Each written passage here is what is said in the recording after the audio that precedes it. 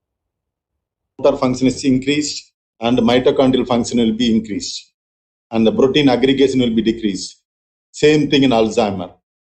So how the intermittent fasting help? It helps neuronal potentiation.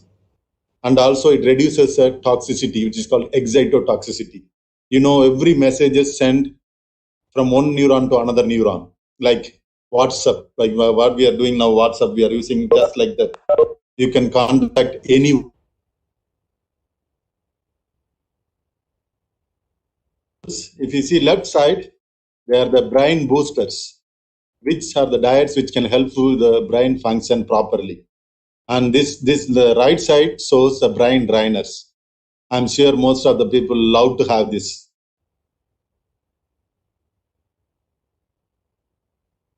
See the brain drainers first, then we will go for the toxic chemicals and metals. There are many toxic chemicals available naturally as well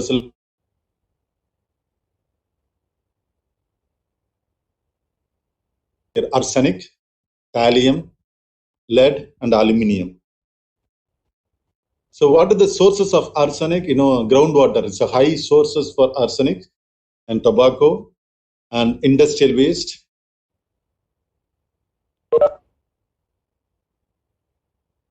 Having less quantity.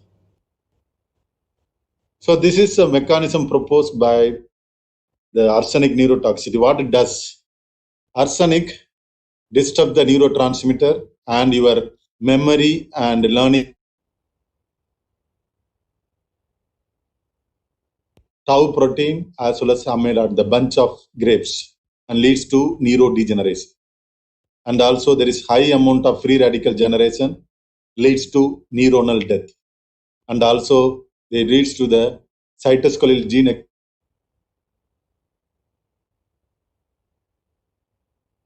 exposure to arsenic, then these are the things will happen to your body. Next, we are going to see about the thallium. It is says that it is even the small quantity, it is highly toxic.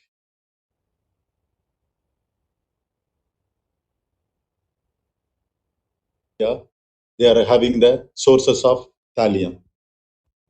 So what happens when you have the high amount of thallium in your body? So see, it indirectly linked with the mitochondria and improve the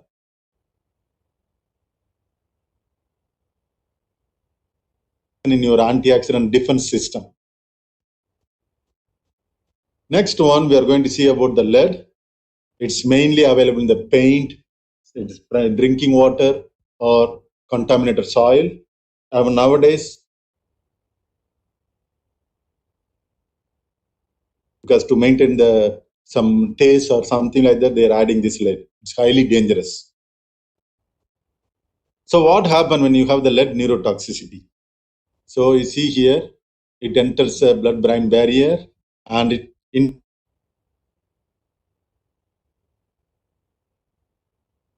and the neural transmission, convey message from one cell to another cell will be affected, and then the regulation done by the calcium will be affected, and then you have the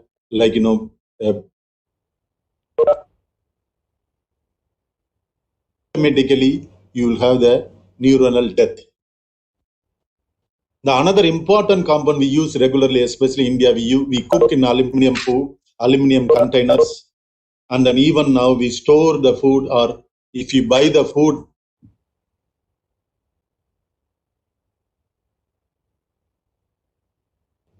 and especially if you keep the hot cooked food in the aluminum, it causes it automatically accumulates in your food and leads to the aluminum toxicity.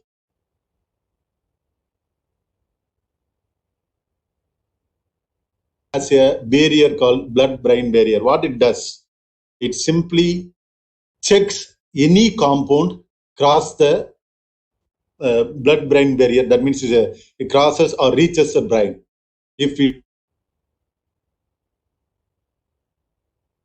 into the parliament, So here, aluminum, it can easily cross the blood-brain barrier because of its toxic nature.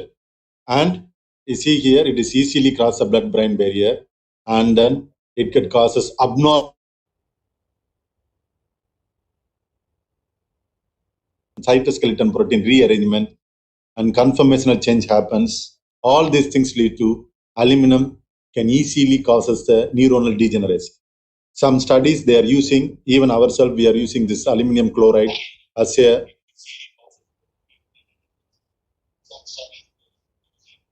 this image clearly shows how it can aluminum can causes the neurotoxic actions. See, this is a bunch of grades amyloid beta protein. I told you, from monomer to polymer it causes. Then it leads to the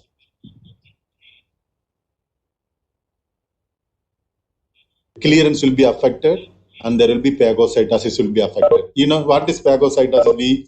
We usually clear our body items, but this here it will not let clear. So again, we are continuing the blood.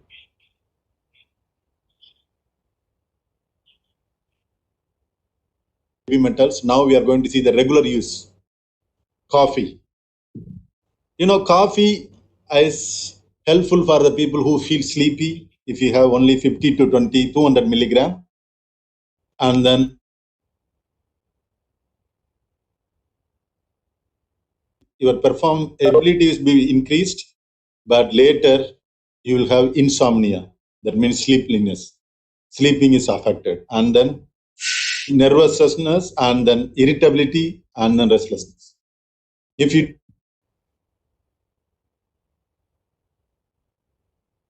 happen, it's all it leads to the cardiac arrhythmia. So if you have the normal 3 to 5 cups per day, what happens? It increases the wakefulness, elevate fatigue, and then concentration.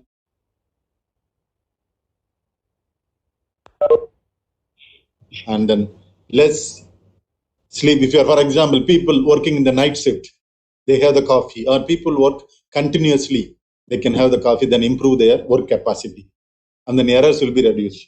And there are some reasons.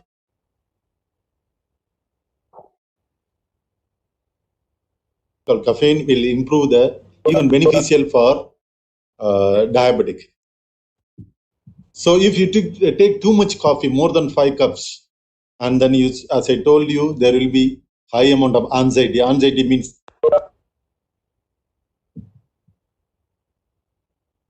and then you will keep losing your body water. That's called diuresis. So this is an image. It was, even though it is old one, 1995, conducted by the NASA. So they give the coffee to the spider.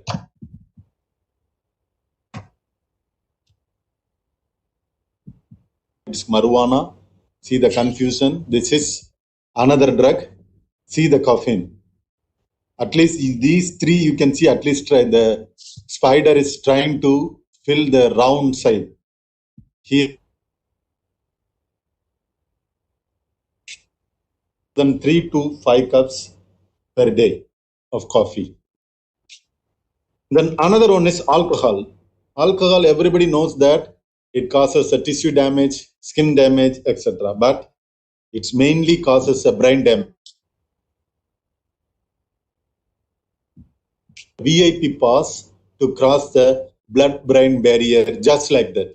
That's why you can see the people who drinks alcohol, they have the impaired judgment, they have amnesia, they have anxiety, and then fear, and then disturbed balance.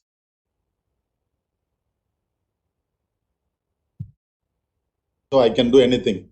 But because of too much confidence, they lose their judgment, they leads to the fatal combination. So we recently proposed, if somebody has, the people who is infected with any disease,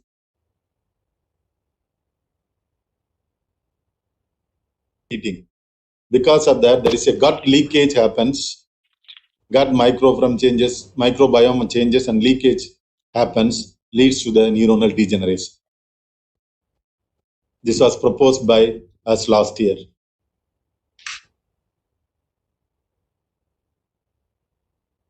heart damage, everybody knows. And sugar imbalance, we can say pancreas will be malfunction. And then if you have low folic acid, you have the embryo deformation, low calcium, bone, alcohol, liver.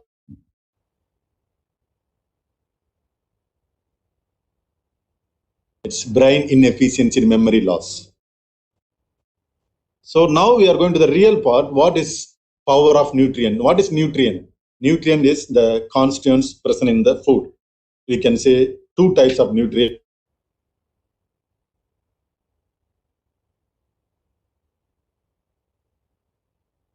Protein, lipids, and everything.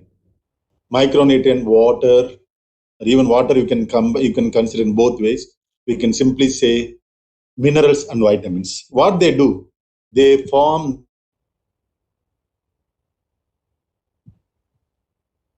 religion. You can thank God, or you can, if you not believe in religion, you can thank the nature.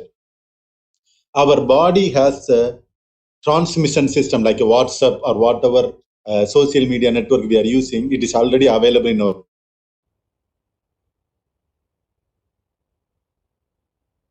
So you are walking to the door. When you see the eye sees the door, it is closed. Automatically, the eye send the message to the brain. The brain send the message to the.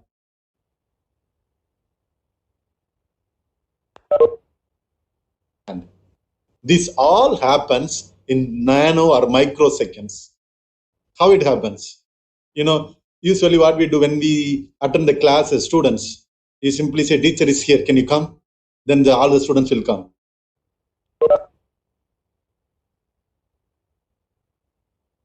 That message happened by WhatsApp now, but our body has this kind of messaging system from the day one. So that I all the time says we have the WhatsApp in our body. For example, to better understanding.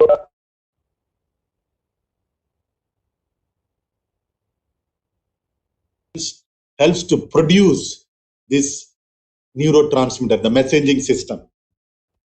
And also there is a link called synapse. What is synapse? Combination between the connection point between the one neuron regularly. That will be done by nutrients. So now we are going to see one by one, like what is carbohydrate can do, what is protein can do, what is fats can do, what then one by one. As I told you, our body utilizes 20 to. It is brain. That's why brain is controlling the appetite, the motivation, and reward processing. So this is the way our body works on the glucose level. First, this POMC, pro-opio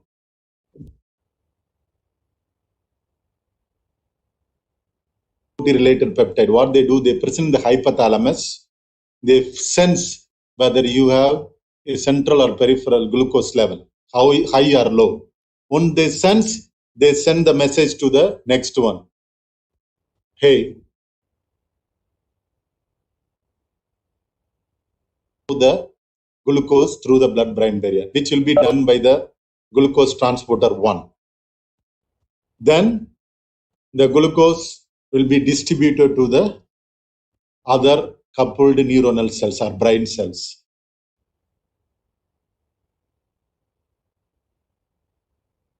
If you have any issues in that, then automatically we have the issues in the brain and leads to the disorders.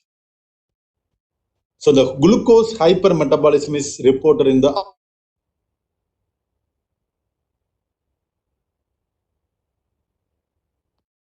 And we know that the obesity and type 2 diabetes are linked. I all the time say to my students, there are 3 close friends. If one comes, bring others too. Like obesity, type 2 diabetes, as well as the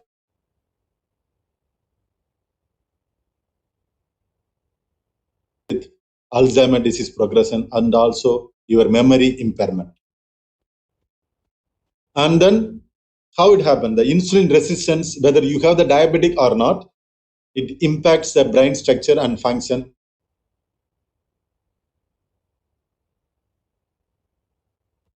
And there is a significant protein called metalloprotease.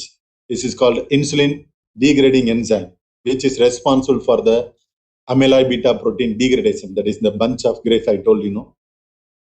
So in the insulin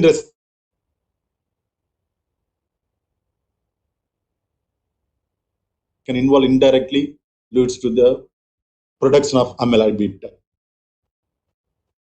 So there are similar mechanisms available in the diabetes and Alzheimer's and Parkinson. What happens in diabetes? Enzyme called dipeptidyl peptidase 4. We simply say DPB4. What it does, it leads to the insulin brain loss. And what happened? Because of this insulin loss in brain, we lose the GLP, glucagon-like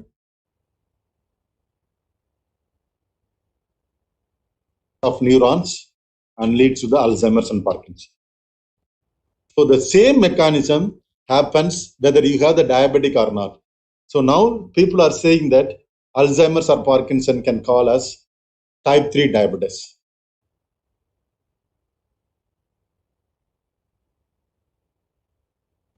And if you have the high energy diet, what happened to your memory?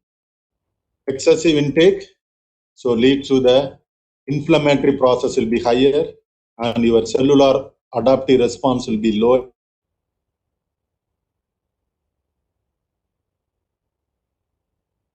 Damage in your brain by macronutrients, then you'll have the cognitive dysfunction.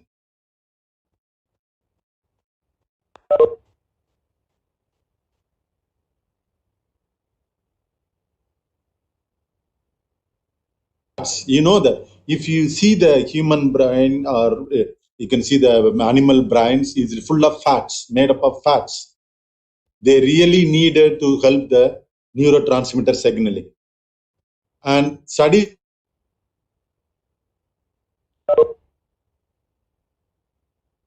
and suicidal behaviors. You know, yesterday we heard about one of the very famous Indian actor who died by the suicide, and he was in depression.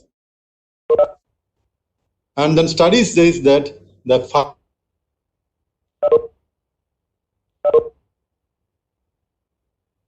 and myelin sheath in turns neuronal influences the neuronal function. So what the fatty acid can do in the body? They can improve your attention, they can improve your reasoning skills.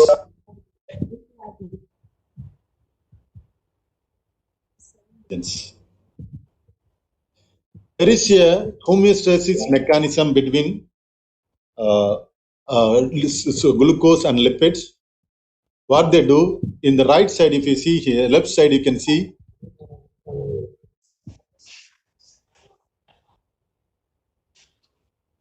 homeostasis of lipid and protein, lipid and glucose.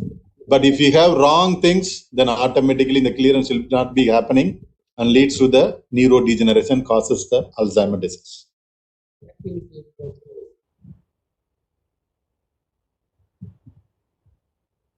Three, they take the supplements. I suggest you to not to take the supplements. Why?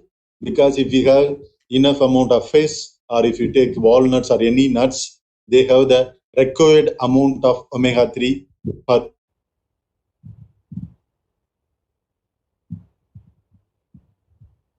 6. Omega-6 is available in oils and dressing and pork and beef and processed food, and it is very bad for your brain because what it does, it becomes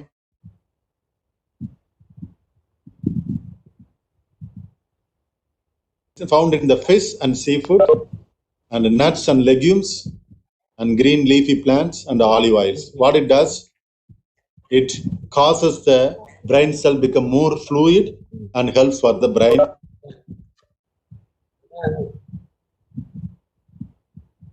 The optimal ratio for this omega-3 and omega-6 is 1:1. If you have more than 5:1 irrespective of in favor of omega-6, you have the impairment. Average American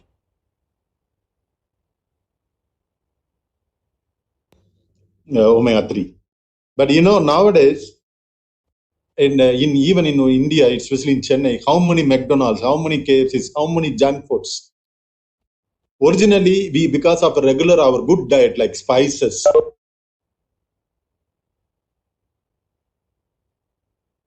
now it has become a regular, it has become a fashion, it become regular habit to go and eat outside food, especially junk food. Because of that, even though ASEANs are setting lowest ratios for this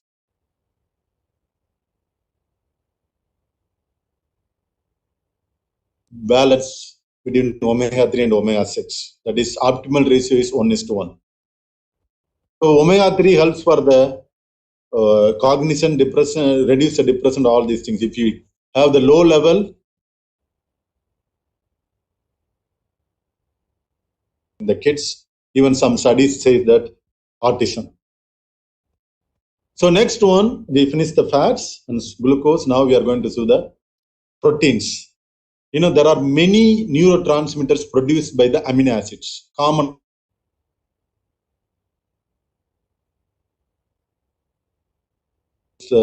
improves your sleep and pain tolerance and reduce food cravings.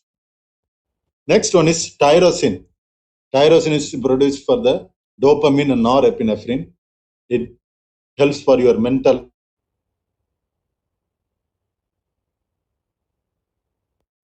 which is responsible for acetylcholine, which is improve the memory and general mental ability.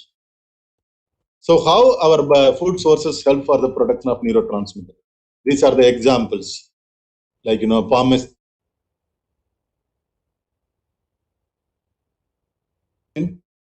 They produce tyrosine produces a neurotransmitter. They increase alertness and energy. And then another important amino acid is tryptophan, which is a sleep hormone. How can you find out how your body has a proper sleep hormone production? What do? You close your doors, everything close, set up the room with full dark. You feel sleepy automatically. It thinks, hey, this is the time to sleep. So it enables the production of, it send the message to the brain send the message to the pineal gland. Pineal gland produces the melatonin, which maintains our sleep-wake cycle. How can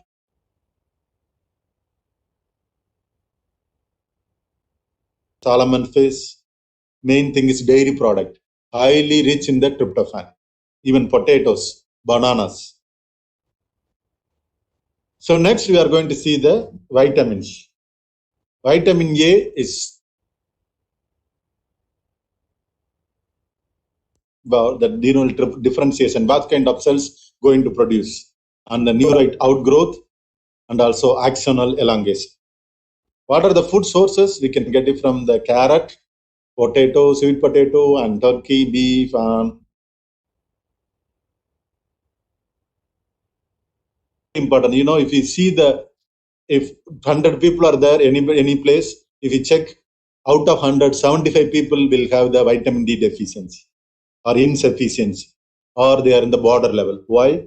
Because we are not utilizing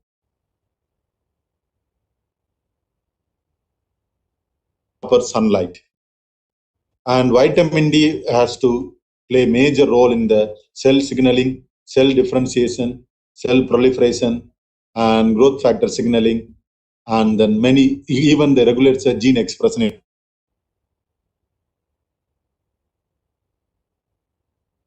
Your immune regulation will be very well, and then the amyloid beta protein clearance will be very well, and protein aggregation will be stopped. Neuronal transmission happens very well. Mitochondrial function happens very well, and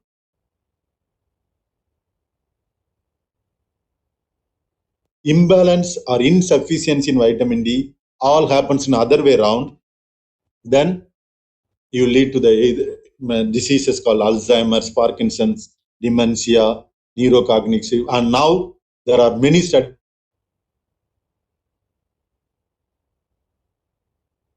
people who has the vitamin D high level, they are having the less symptomatic than the people who have the low vitamin D for COVID-19.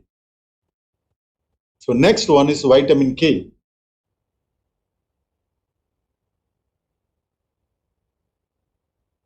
Really needed for the cognitive function because they can able to produce a protein called VKDP, vitamin K dependent protein, and helps for the synthesis of sphingolipids, that's called phospholipids in the brain. They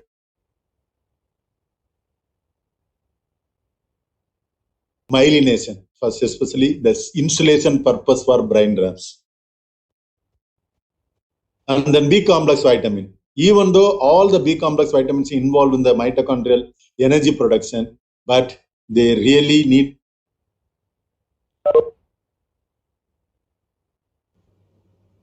And then vitamin B12, it's highly needed for cell growth and replication as well as the brain health. If you have the low vitamin B12, automatically you will link with the cognitive decline. And the another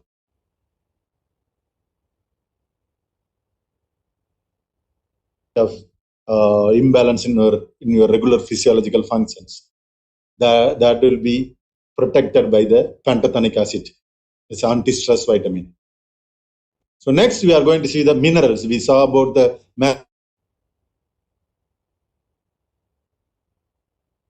so example, we are here, we can say iron, calcium, selenium, zinc, copper, manganese, etc.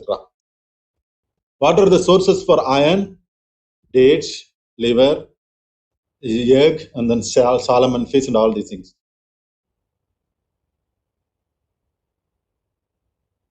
Homeostasis is normal brain function and neurotransmitter synthesis and insulation purpose synthesis and then bioenergetics. But if you have the imbalance, all become opposite way. Your myelin synthesis will be impaired.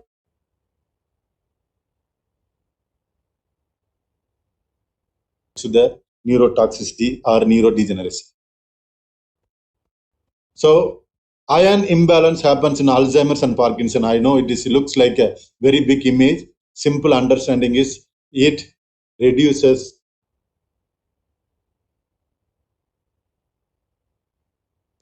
amyloid beta protein and tau protein and leads to Alzheimer's disease. The clearance will be affected. So you have the bunch of amyloid beta protein like grape punch, then automatically leads to the Alzheimer's disease.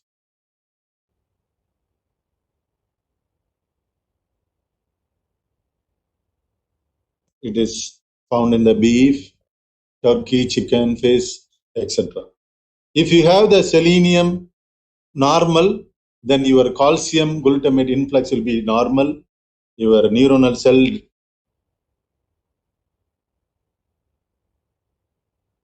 But if it is other way around, if you have the same deficiency, then your glial activation will be higher. Glial cell activation will be higher, and then NF kappa B will be higher. Then you will be apoptosis for neurons, and you will get the seizures.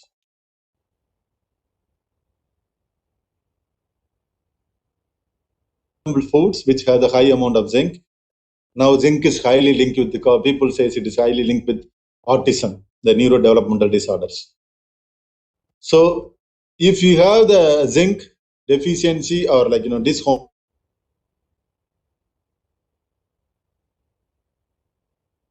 amount of amyloid beta deposition, then it will be lead to the Alzheimer's disease formation. Next, we are going to see about the copper. It is present in the liver, spirulina, nuts, seeds, etc.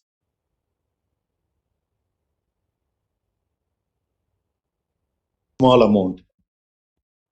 So what happened?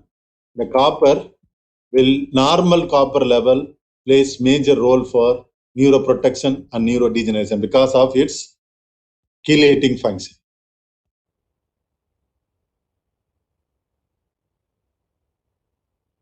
That means less copper, automatically you will have the neurodegeneration. The important mineral is calcium, which is present in the milk, cheese, and then green leafy vegetables, and these are the examples.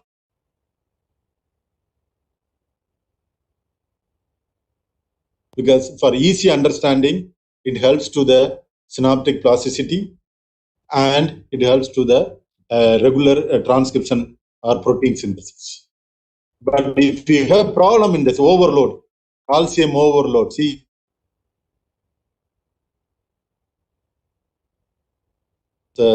Alzheimer's and Parkinson, ALS, and Huntington disease, all these things happen because calcium is highly linked with the brain dysfunction if you are having overload or less level. So next one is the E. And manganese is highly plays major role in the protein misfolding. It works in the neuroprotective pathway. What happened? And the neuroprotective pathway means reduced apoptotic cell death because it binds with the alpha synuclein and there is no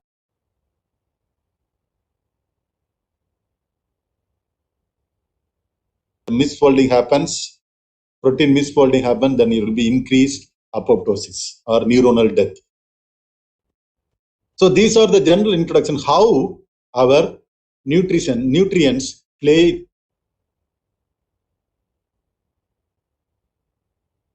What are the works we are doing in this area? We simply say it's nutritional neuroscience. So many examples like Mediterranean diet, walnuts, pomegranate, apple. These are the examples. But what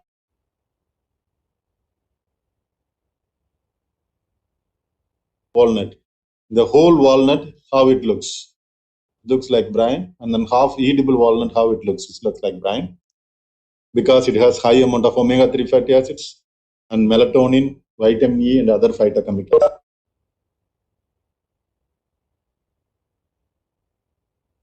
This is a process in which amyloid beta plaques will be forming and leads to the dementia, and then our products like especially walnut diets fights in many ways and improves motor coordination, spatial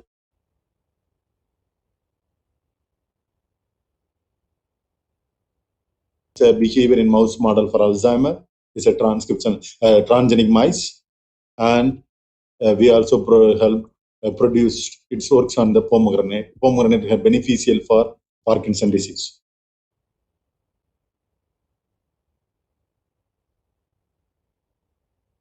And then this is TNF alpha, and then INOS. All these are highly play major role in the synaptic plasticity and long-term memory in the brain.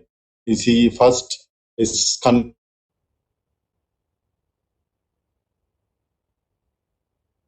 for 15 months, it improves. You can see the same trend in all other groups, all other parameters. So we published many papers in this, and then we published in a big journal. What happened? It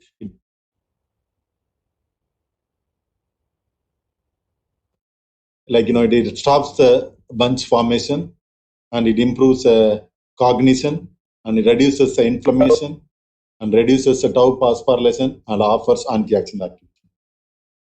So because of that,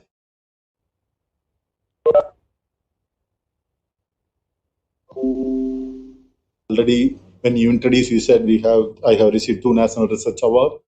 This paper is one of that one. So what happened when you have when oxidative stress, all these things in the neurodegeneration?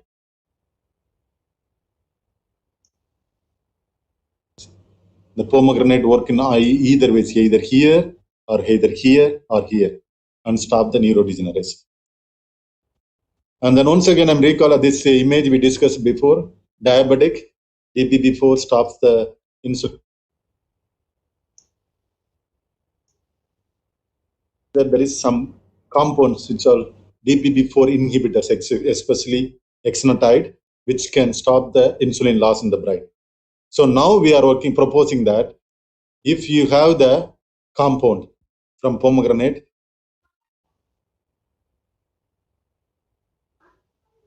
the insulin loss. So if you see here, the whole pomegranate cannot enter the blood-brain barrier. But if you have the individual compound, it processes the gut microflora and crosses the blood.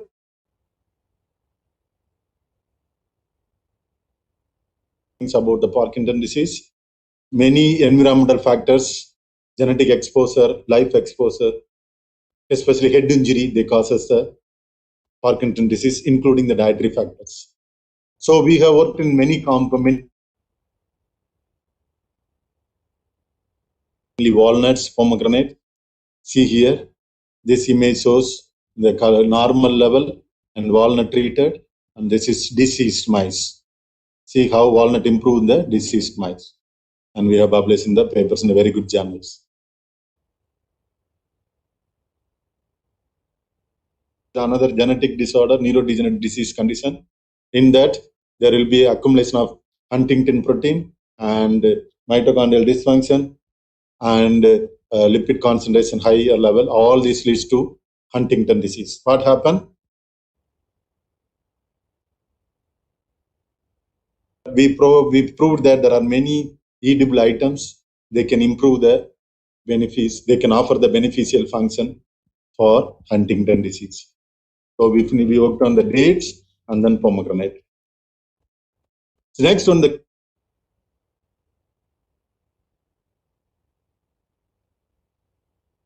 doesn't have the disease, and their brain activity. See how it looks. When they have the disease, how the brain activity. So we worked on the gallic acid and ellagic acid, and this is one of my PhD students going to submit.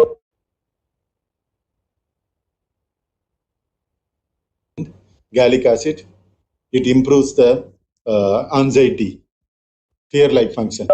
See, the control mice doesn't have the level is normal, and then the SAM disease mice is very high. When you eat, same thing we see in the sodium-dependent dopamine transmitter in genetic. We did the gene expression. The same thing we occurred. See, the disease mice have the low GAT1 and gallic acid and ellagic acid. So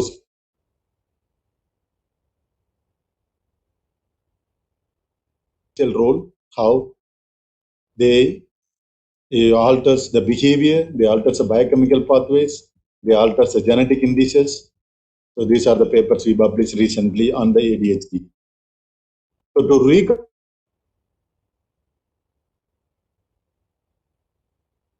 on Parkinson disease and head injury and Huntington disease and ADHD. So how can you maximize the brain power through diet? First of all, don't skip your breakfast. Eat healthy breakfast. Consume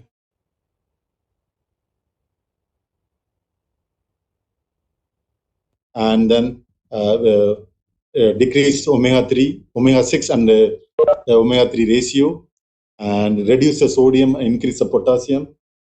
Take a multivitamin if needed. Don't take unless until if you are sick.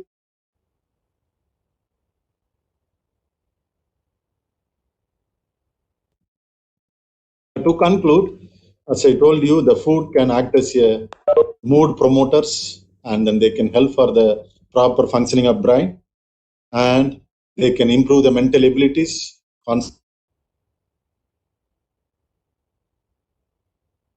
Things you must have the proper nutrition or diet. If you maintain the proper diet, your main brain function will be very well. So if you have the improper nutrition, automatically you are prone to the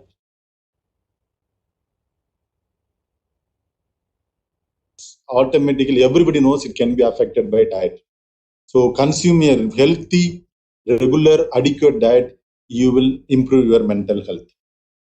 So this is our group. I'm the principal investigator, my collaborators, my students.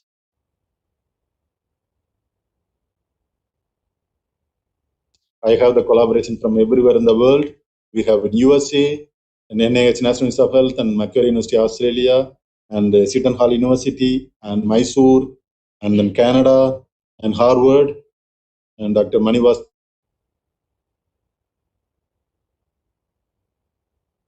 And quite all these people. And then I have to thank the funding agency, the Research Council Oman, and then grants from the Sultan Qaboos City Oman, Qaboos University Oman. Beyond the studies, we do the awareness. We conduct every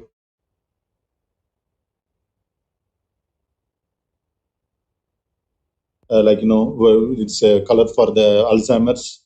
So every year we conduct, and also we have a foundation called Food and Brain Research Foundation, which are registered in India and US to support the people who is having the real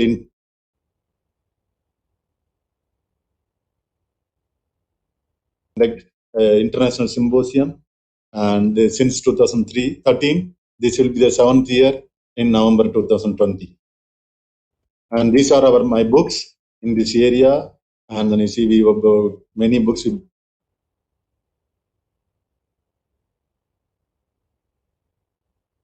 Award and the best book in the world. This is a recent book. This is a recent book published last month on the autism and how food can be beneficial. And also I wrote some other authored books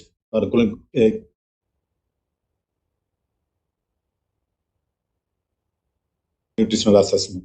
There is a new book coming next month by the Springer. It's a preclinical toxicology. And also I'm an editor-in-chief for the International Journal of Nutrition, Pharmacology, and Neurological Diseases. It indexes in Scopus and PubMed is in the.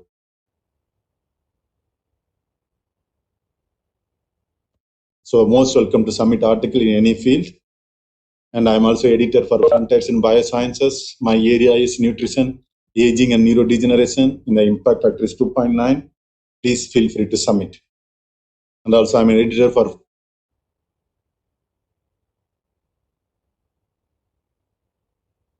series of 40 books on nutritional neuroscience. If you have any idea to edit a book or write a book, you're most welcome to contact me. It's going to start from summer 2020. If you are a good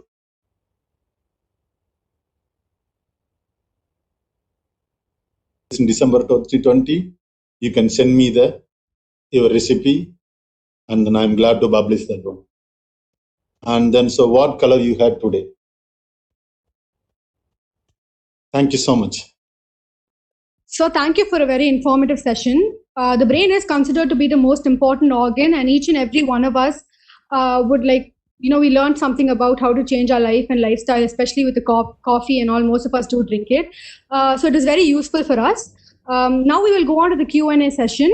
Some of the participants have some questions. So I'd like to call upon our convener, Mrs. K. Preeti ma'am, to come on and conduct the Q&A session now. Thank you, Swatika. Sir, let me read out the questions for you. First question. Okay, so I will go by one by first question. I can see that why is natural sugars like it is said why is that the natural sugars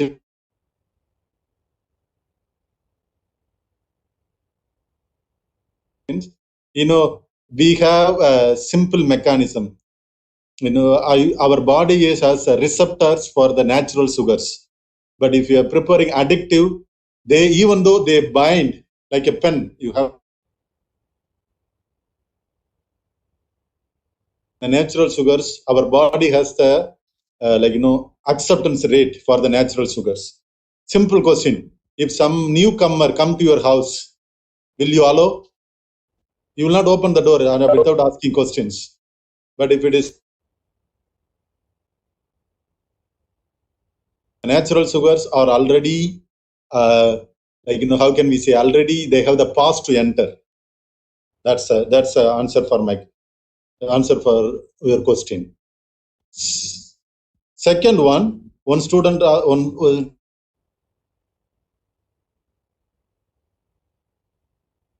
I'm not a scientist in COVID.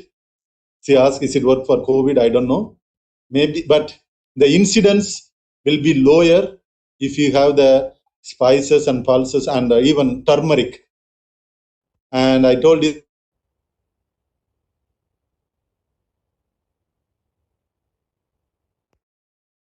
and then next question, there is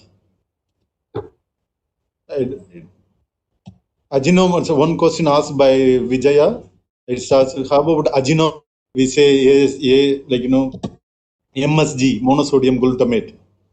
It's highly improved. It produces the excitotoxicity in the brain and alters the calcium signaling in the brain. That's why it's a neurotoxin as well as a carcinogen. And another person asked about the question, usually in order to inactivate the natural enzymes present in the food, blanching is done on industrial level. For example, if you see olden days, our rice has the brown color rice. Now, can you see, we will not touch the brown rice. I know I can see people from Kerala, any part of the world, they love to eat the white one. Why? Because the appearance. What the company do, the business people, initially, they give with the brown rice. Then they think they want to compete with the other people. They remove now they are going for the, what we can say, they are going the enrichment and fortification to add the things. So whatever you are adding indirectly by industrial way, our body has to accept and fix it. Omega-3 helps for myelination. There are a lot of studies going on omega-3, and it, as I told you, it helps for the attention and memory and all these things. So it can be. Another person asked about hair fall. I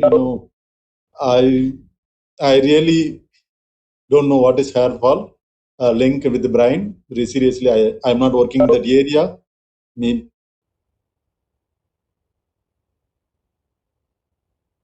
amla, we can say henna, that can be helpful for the hair growth. I don't know really. I'm not working in that field, so sorry about that. Depression, simple thing is, first of all, the people needs support from the family. You have to be with them. People is depressed, they will be binge eating or they will not eat much. So we have to watch them. And you can have the milk which has a serotonin. You know what? Because serotonin reuptake inhibitor. So instead of going for medicines, because they get the resistance very soon, you can go for the natural foods which can have high in the tryptophan. It can reduce the depression, affect the brain function. If you ask me, I were you, I will not cut any diet, any nutrient in my food. I will watch the amount of intake. Wherever the diet has high amount of carbohydrates. Why? Because that is a universal currency for our body, which can produce us ATP very well. That's why. So, if you are one, don't cut anything. Adequate diet and balanced diet and less amount. That will be helpful for the brain function. If you, for example, if you go for buffet, eat too much amount of food, then you feel sleepy. If you take high amount of diet. And there is another person asked about, Priyanka asked about cooking in aluminum vessels affects food we eat. There are some possibilities, but used in olden days by our grandparents is different. Now the aluminum is processed one different way. So there may be a chance. But if you are buying any food which is hot and packed in the aluminum foil or accumulation of aluminum in the food, then they can impact your brain function. And the next question asked by the steroids are necessary compounds in first of all, I'm not a physician. I cannot talk about steroids, medicine and all.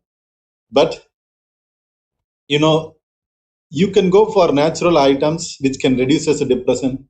Main thing all the time is the caretaker's responsibility. High prone to depression. Why?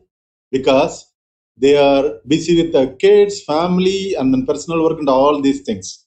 So you need to be there, support. Even yesterday, you see that Mr. Sushant Singh, because of depression, there will be a lot of suicidal activities. So you have to monitor your family. You can see the difference. Some people all the time talks, too much talking or less talking, or too much eating or less eating. You can see to follow the doctor's advice as well as improve the balanced diet. Help them to take the good diet. That's the way you can do. And then there is another question asked. No, I'm not a cancer biologist, but I know some studies. If you take more than 6 cloves of garlic or more high amount of ginger, They usually less amount of garlic and ginger. They offer the protects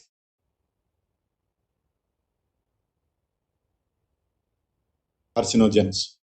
But the diet which has the N-diethyl nitrosamine, NDEA, they can cause the cancer.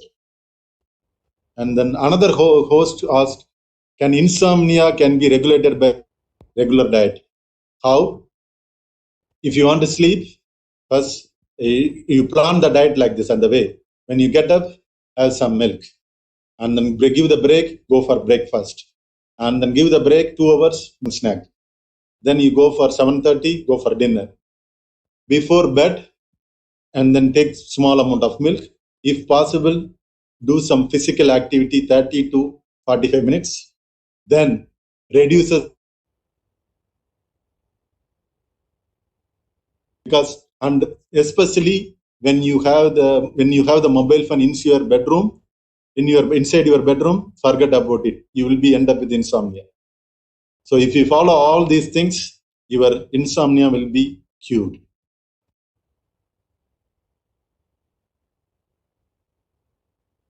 It's called monosodium glutamate. Yes, it improves. It enables excitotoxicity. Your signaling. Your message on WhatsApp in your brain will be affected. And then when you take in a small quantity, initial days they improve, but later you become resistant and you become addict, and then you will end up with more problems. And another person calls reduced by particular foods. Does ingestion of heavy metal play in the role in this? Yes. Many foods already I told you, like healthy items, olives. Even you can have 1 cup of wine. If you are not drinking curcumin from turmeric, all this will help to reduce amyloid beta aggregation. And then heavy metals worsen the amyloid beta aggregation. So these are the questions. Thank you, sir. Thanks for your great explanation to the questions raised by our participant. Now I hand over the session to Ms. Swatika to give us vote of thanks. Thank you, ma'am, and also thank you, sir. I'd like to thank you again, sir, for taking the time to join us and imparting us on your knowledge on the various roles on food particles that have micro and macronutrients present in food have on our brain and how to improve the brain's function. I'd also like to take this time to thank our patrons, our HOD, Dr. G. Srikumar, convener, Dr. M. Chamundeshwari, and co-convener, Ms. K. Preeti, for giving us the support and making this event possible. And finally, I thank all the participants for your cooperation and your patience throughout the event. Before we wind up, I'd like to remind everyone that today is the last day for the abstract submission for both the oral and poster presentation, and the attendance will be taken via the feedback form that's there in the chat box right now, and it will be turned on for 30 minutes. Please fill it in as soon as possible. We appreciate you for being here. Stay safe, and I hope to see you all again in the next session this afternoon.